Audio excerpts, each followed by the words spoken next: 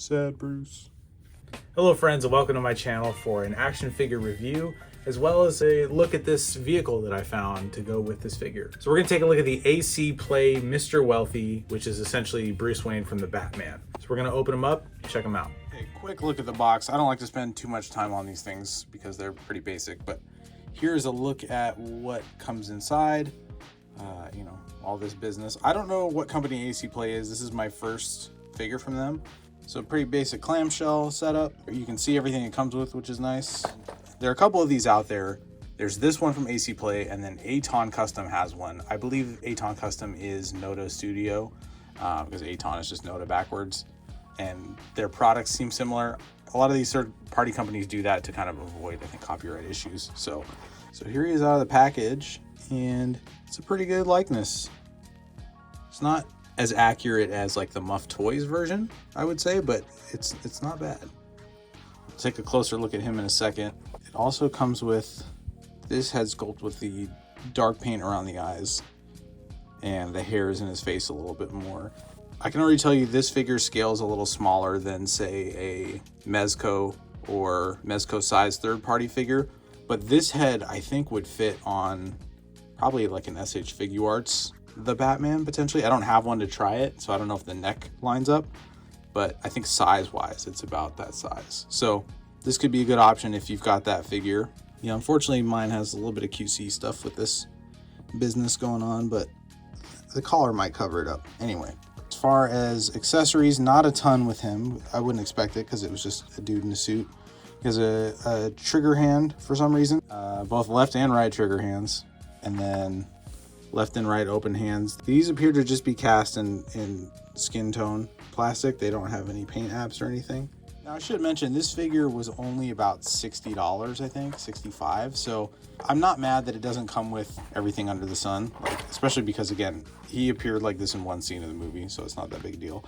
He does come with this nice generic crotch grabber base.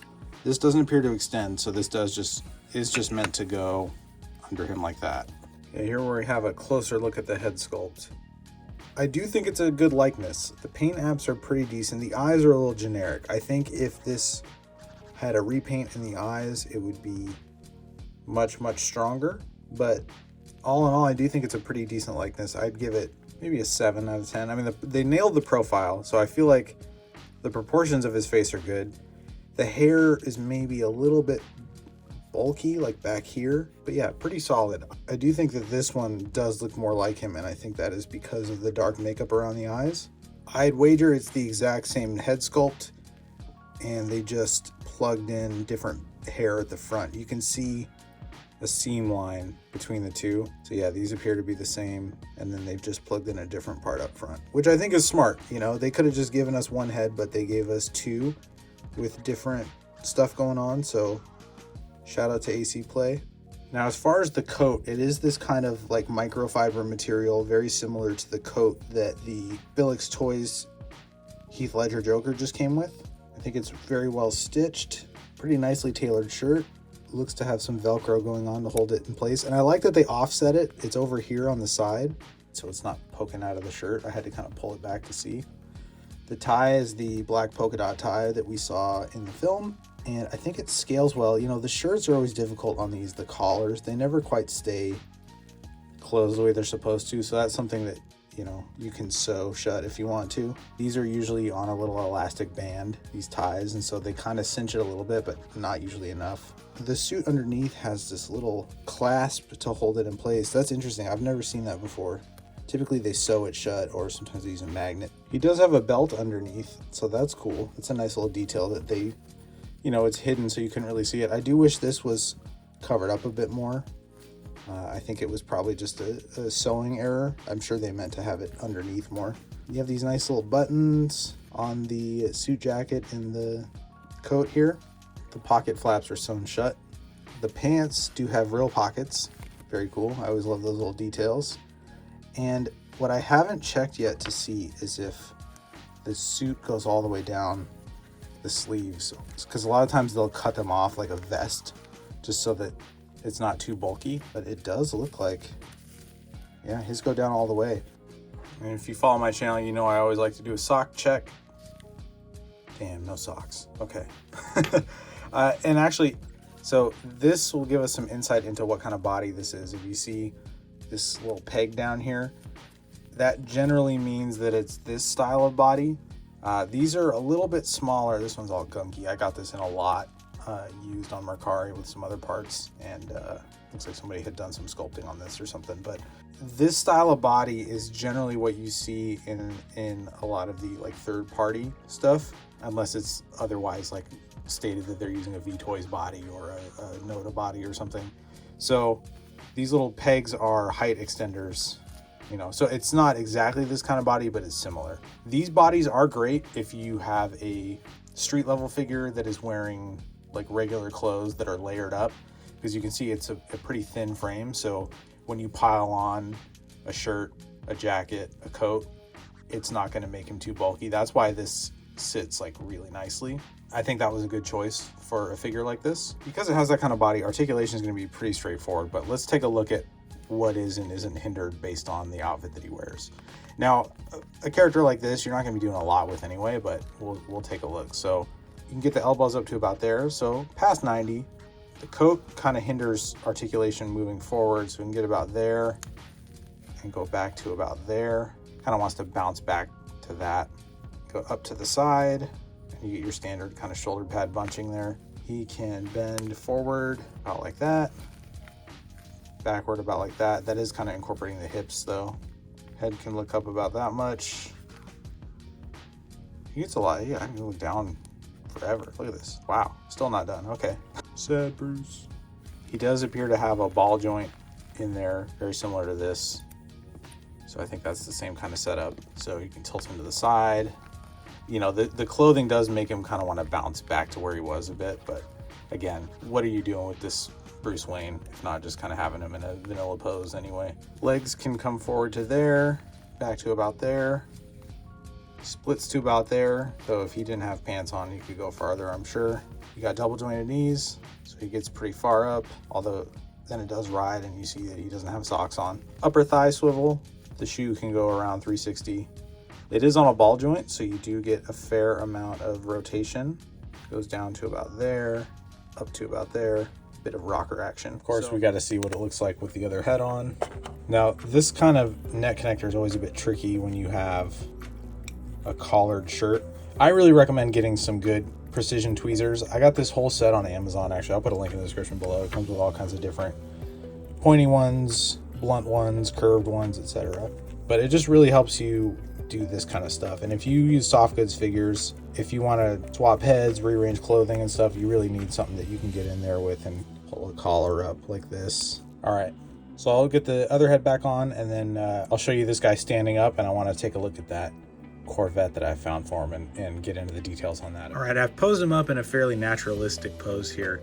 You know, in certain lighting and from certain angles, the likeness is spot on. So I think this is really a case of when you're looking at it super up close under a zoomed in camera lens, like it's not perfect, but when you really get him the way he's going to display on your shelf and the lights hitting him and casting certain shadows on his face, I think the likeness is increased from probably a 7 to about a 9. So yeah, I'm happy with this. You know, again, like I said, I'm not a huge fan of the movie, so I don't know if mine will stay a Bruce Wayne. I may just use it for the body and put a different head on it. We'll see. But I think as it is, this looks really great. So he may stay the way he is. Again, I'd never heard of this company before, and I'm impressed. I think the tailoring on this is really nice.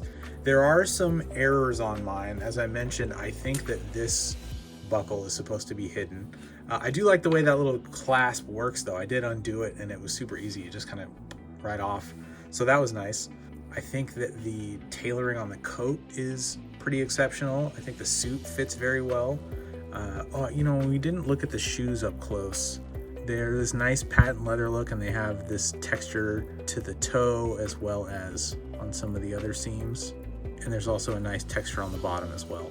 Yeah, I mean, especially for the price, I think this is a really great buy. You may notice that I'm a little more nonchalant about my QC issues than a lot of other people. That is largely because I'm a customizer, so I fix stuff on figures all the time, and if there's a blemish here or a stitch loose there or whatever, to me, it's just one more thing I gotta do to a figure, so it's not that big a deal. But I understand to most people that, you know, you buy something, you want it perfect out of the box, and I think that's perfectly valid. So I just wanted to put that out there as a bit of a disclaimer. So let's do a couple of quick size comparisons here. So here he is next to my custom McFarlane toys, the Batman on the left. This should be the same height as your stock McFarlane the Batman figure. I did put a different head on it, but it's about the same size. I also shortened the arms. There's a whole video on that one actually on my channel if you want to check out what I did to it. And on the right, we have the new Felix Toys Clown, aka Heath Ledger's Joker from The Dark Knight. So this is more of a Mezco scale, and you can see that this figure is a little bit smaller. So it is on one of those smaller bodies. All right, here he is next to the Mafex 3.0 Dark Knight Rises figure and the DID Corp, I think Agent James figure, which is clearly James Bond from No Time to Die. And as you can see, it scales much better with something like a Mafex or these kind of smaller third-party import figures. So hopefully that gives you a decent size comparison idea. You know, unfortunately, as I mentioned a lot on this channel, I do reviews. I don't have a ton of stock figures because most of mine I end up doing a bunch of stuff too. So these are ones that are a little bit more common, hopefully, and easier to compare with your own collection. All right, and now for the part I'm most excited about. If you watch my channel, you know that I am the action figure car guy. I love finding cars to go with my action figures. I love building cars to go with them. I've built a custom kit from Knight Rider, as well as a Michael Knight to go with it. I built a custom 110 scale tumbler on the channel, a couple others. So in my searches for parts for the different vehicles I'm gonna make and whatnot, I came across this. Now, this was really fortuitous because I had just received this figure and hadn't opened it and done a video on it yet. And I was looking for specifically these wheels. So I knew that a 63 Vet had wheels like this and I need them for another build. And I was looking to see if I could find a 63 Corvette, you know, in a rough scale that I could steal the wheels from. And I found this and I was like, oh my God, that's the exact car that he drives to that funeral where he wears this outfit in the movie. So I thought people would really enjoy seeing this and learning about how they could get their own if they have a Bruce Wayne figure to go with it. Now, this is not a car model per se, and I'll get into what it actually is in a minute. And if you're of a certain age, you may already recognize this thing, so it'll be fun to do the reveal on that. But it is pretty much 1/12 scale. It's a little small. So I looked up the dimensions of this 63 Corvette, and they are 14 feet long. Now, 1/12 scale, obviously, you know, every foot is an inch when you're doing that conversion. And this thing is 13.5 inches long. So it is just shy of being like a perfect 1/12 scale. But if you look at photos of Robert Pattinson next to this car on the set, in the film, etc., it comes up to about his elbows. And these are actually kind of smaller, these Corvettes. So, I mean, this is like almost perfect, and it really does work on the shelf. Like, I don't think you could see this and think, oh, that's too small. So let's talk about what this vehicle actually is. All right, now the reason I alluded to viewers of a certain age recognizing this is because this was a version of a household item for a lot of people back in the 90s. For those who aren't familiar with videotapes, VHS, they were what we had before DVDs, right? And DVDs were what we had before Blu-ray, and that's what we had before streaming, etc., right? It used to be when you watched a movie, it was on a cassette tape, and once you got to the end of it, you had to rewind it, right? And that always sucked. And I used to work in a video store, and we had a row of video cassette rewinders that were just these things. You would put a tape in, close it down, hit a button, and it would rewind it to the beginning so you could put it back on the shelf for everybody. Some companies made VHS rewinders that didn't look like a VHS rewinder. Some of them looked like vehicles. So what this thing actually is a tape rewinder. And when I was looking for a 63 Corvette, because I needed these wheel inserts, I found a listing for one of these online, and I thought, you know, I know the rough dimensions of a VHS tape, so this car would have to be big enough to fit one of those in, so it may actually be to scale for a figure. I searched through a bunch of listings. The good news is there are a ton of these online. I paid like 25 bucks for this shipped, and there were cheaper ones in different colors, but I wanted a black one and this was in good shape. So, but the reason I pulled the trigger on this one specifically is because the seller had a measuring tape. So it actually showed me the size of it. Because, you know, who would think to measure one of these, right? Because it's not like necessarily being used for this purpose that I got it for. She had the size on it. I picked it up, and you can see it's got, you know, it plugs in, right? So it's got an AC adapter here. You know, this thing lights up. I do believe, you know, I don't have the plug for it, but I'm pretty sure these light up when you turn it on, as well as the headlights. So this is something you could actually like rewire to put LEDs in. The other cool thing about it is that this cabin is pretty much hollow. Now, you couldn't fit this figure in here, right? Like, you can just see, I mean, even if you took out all the components on the inside, he'd be too tall for it. Like, his head would probably be hitting the roof. But I do think you could hollow it out, cut out the door, and make it open if you wanted to. The windows are all probably one piece. You probably can't really see it, but the windows are all one piece of plastic, so you would have to cut through that and glue it. But if you wanted to make this door open, you know, put some little side mirrors on it, chrome out the handle, you could, and you could make it look like he just got out of the car at the funeral. You know, if you're like me and you love to have vehicles that go with your character, that's like the centerpiece of my collection, is like the car and the person.